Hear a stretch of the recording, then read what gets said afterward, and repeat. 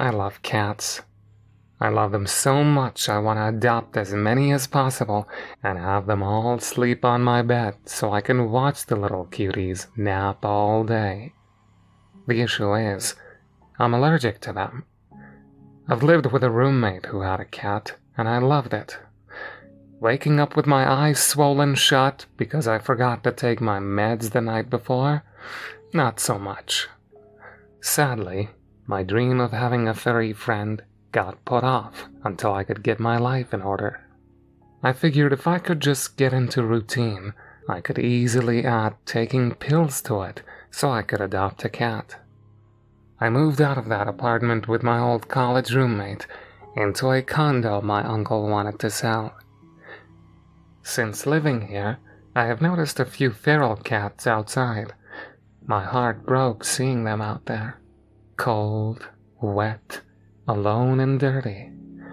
I have heard some people go on about how it's good for cats to live outside, but the native bird population might have something else to say about that.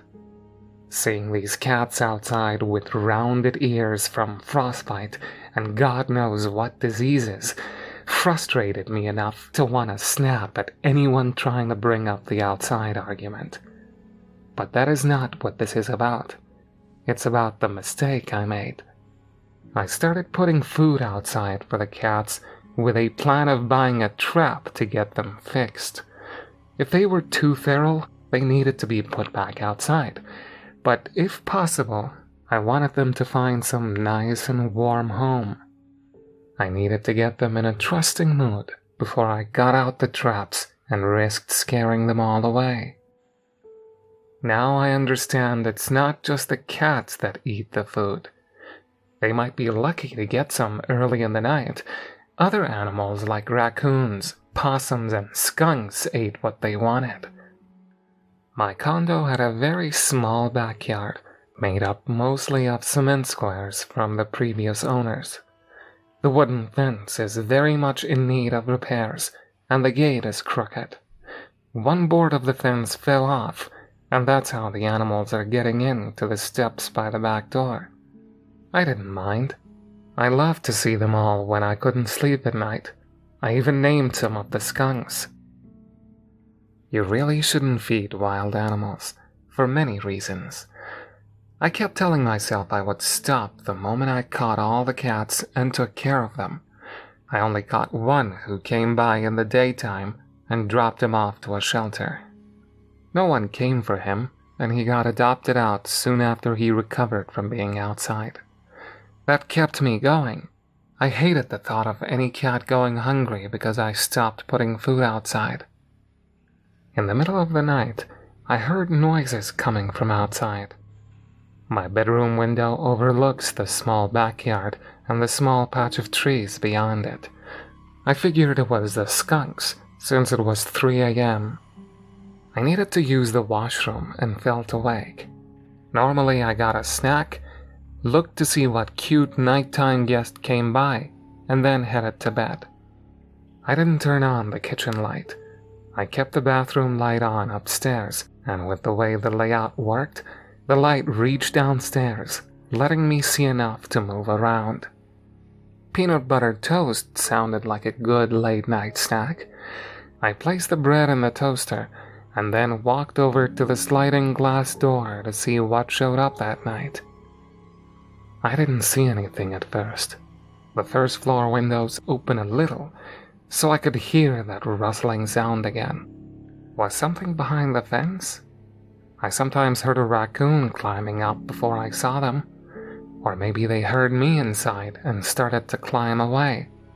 I held still, trying to make no noise, and hope it made the creature brave enough to show itself. A different sound replaced the rustling, something like a long, high-pitched inhale. I nearly let out a scream when the source of the sound came. A face slowly started to peek over the back fence. Like a nightmare, that pale face kept rising upwards until it was a few feet over the top of the worn-down wooden fence. This had to be a prank. That fence was at least 6 feet tall, and this face stood 4 feet above that. The face wasn't natural. It looked impossibly long and stretched out. If I wasn't so scared, I would think it might look a bit funny in a gruesome sort of way. The head on the long neck moved forward, and I jumped when a sound came inside my house. Just the toaster. The damn thing nearly gave me a heart attack. When I looked back, that pale, naked thing started to climb over the fence while still making that horrible, sharp sound. The eyes were dark and pulled downwards along with all the other facial features. I didn't stay long enough to try and figure out if this thing had a gender. I turned to run towards the front door and tripped over a table I found in the trash, which I've been meaning to fix up. The long creature was already at the back door. By the time I got up to my feet, shin throbbing in pain, it smashed the back door open with massively long hands. People do really stupid things when they're scared to death. With the table in my way and the creature so close, I didn't run to safety outside, but instead I ran upstairs. I felt fingertips brush against the back of my shirt as I ran, nearly falling forwards up the steps.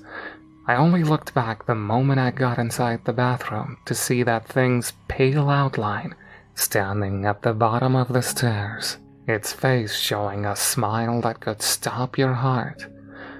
It reached out a hand, the arm so long it nearly cleared the entire length of the steps and to the bathroom door. I slammed it shut with a very loud scream. The bathroom was the only room in the house with a lock. I didn't think it would hold. The handle moved slightly, then harder.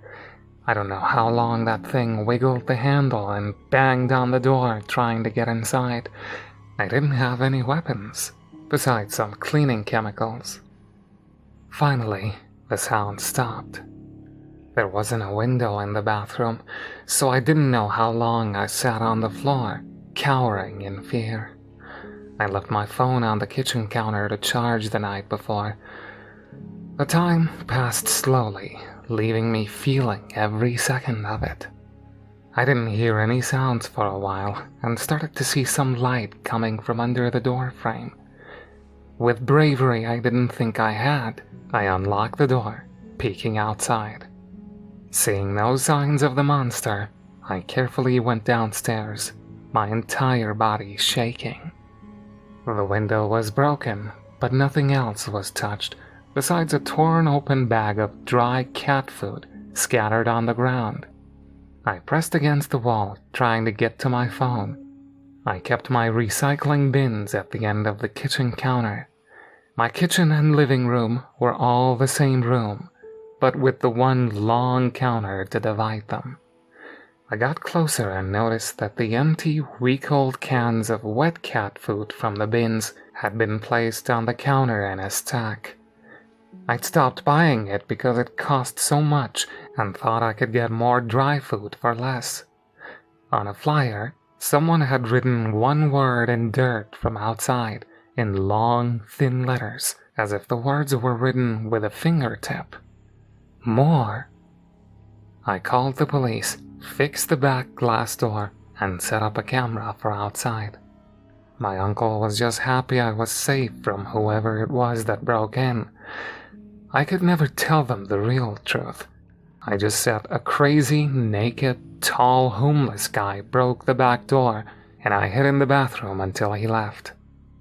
My uncle offered to let him stay with me, but I didn't want to burden someone else with the creature I'd attracted by putting wet cat food outside. I've stayed and put aside money for more wet food. I haven't seen anything besides the regular animals in the camera, but I don't dare stop putting out the good stuff and risk that tall monster breaking in again. I have terrible nightmares of that night. I fear that creature may come again when I'm sleeping, so I've started going to bed during the day. My life has changed in a lot of ways that aren't all that great.